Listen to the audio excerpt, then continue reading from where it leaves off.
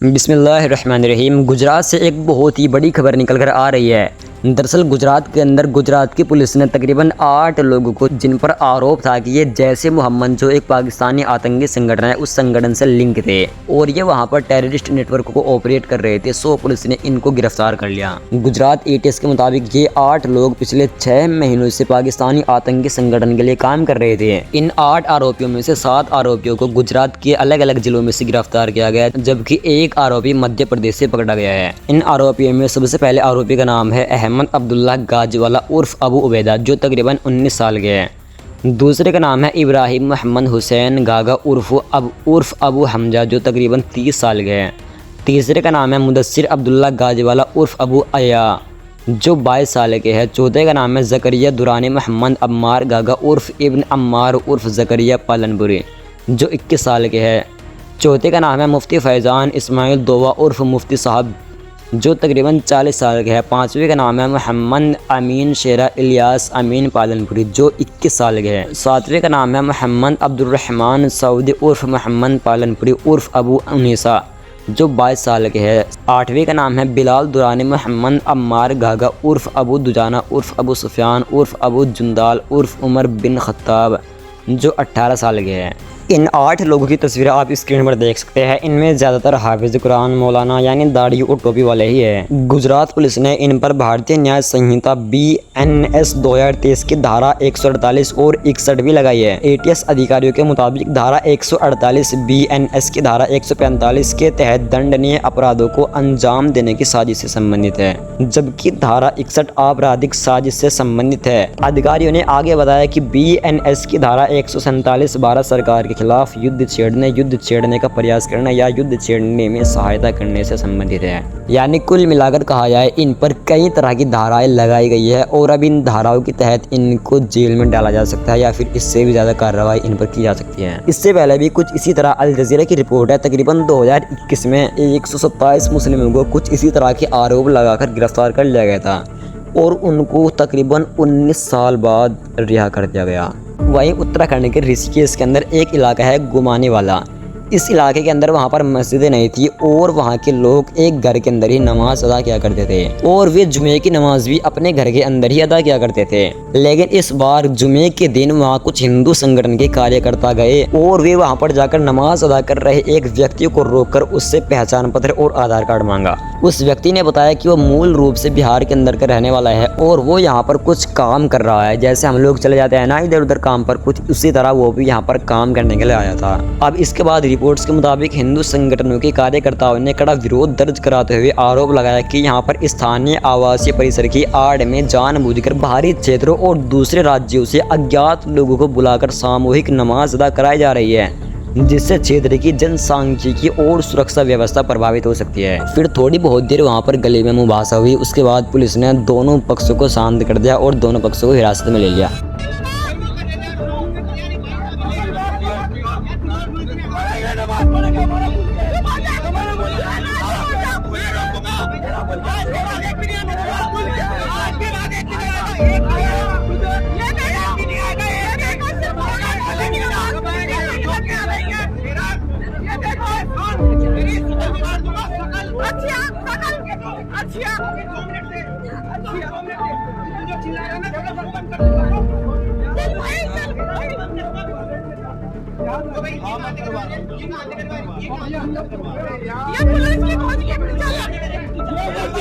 मेरी सेफ्टी के लिए टैक्स पे करता कर देगा, वीडियो बना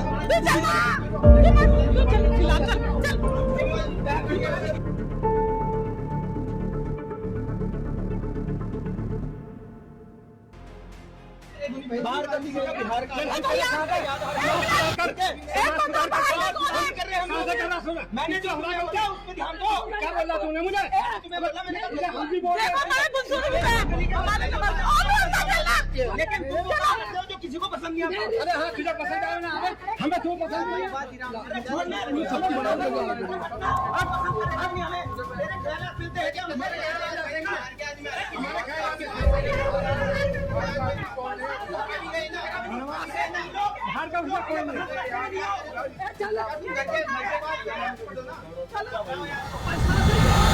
चलो वहीं अगली खबर है क्रिस्टियानो रोनाल्डो की एक वीडियो बहुत तेज़ी के साथ वायरल हो रही है, जिसमें क्रिस्टियानो रोनाल्डो 2 बार बिस्मिल्लाह पढ़ते हुए नजर आ रहे हैं। दरअसल रिपोर्ट के मुताबिक जुमे के दिन टोरंटो स्टेडियम के अंदर क्रोएशिया के खिलाफ पुर्तगाल की राउंड ऑफ 32 के मुकाबले के दौरान रोनाल्डो ने गोल करने से पहले सबसे पहले तो वे कुछ देर तक सोचते रहे।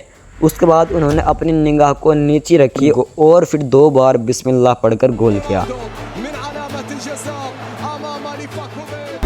इससे पहले कि कुछ लोग कहे कि ये वीडियो AI जनरेटेड है या फिर ये वीडियो फेक है, तो मैं उनसे बता देना चाहता हूँ इस वीडियो को अल जज़ीरा समेत दुनिया के कई सारे बड़े बड़े अखबार ने शाये किए हैं। वहीं अगली खबर ईरान से है। आयतुल्ला अली खामेनी के जनाजे का आखिरी वीडियो सामने आया है। सबसे पहले तो आप इस वीडियो को देखिए।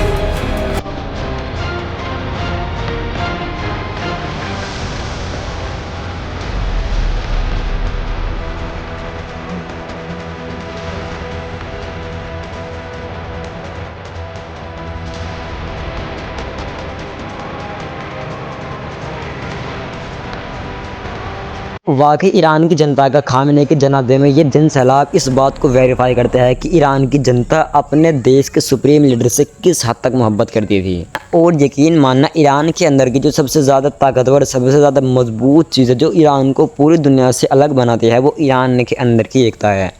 इस जंग के दौरान भी पूरी दुनिया ने कई बार देखा कि ईरान की जनता बजाय इसके कि युद्ध में जनता का नुकसान होता है, वे अपने देश के सुप्रीम लीडर के, अपने देश की सरकार के खिलाफ हो जाते हैं कि तुम युद्ध क्यों कर रहे हो। बल्कि ईरान की जनता इस युद्ध में टोटली अपने देश की सरकार के साथ, अपने सुप्रीम लीडर के साथ सड़कों पर आ गई। यहाँ तक कि जब डोनाल्ड ट्रंप ने ईरान की सिविलाइजेशन को ख़त्म करने की बात भी की थी ना, उस वक्त भी ईरान की जनता जहाँ पर डोनाल्ड ट्रंप ने हमले करने की बात कही थी, वहाँ पर ह्यूमन चैन बनाकर खड़ी हुई थी।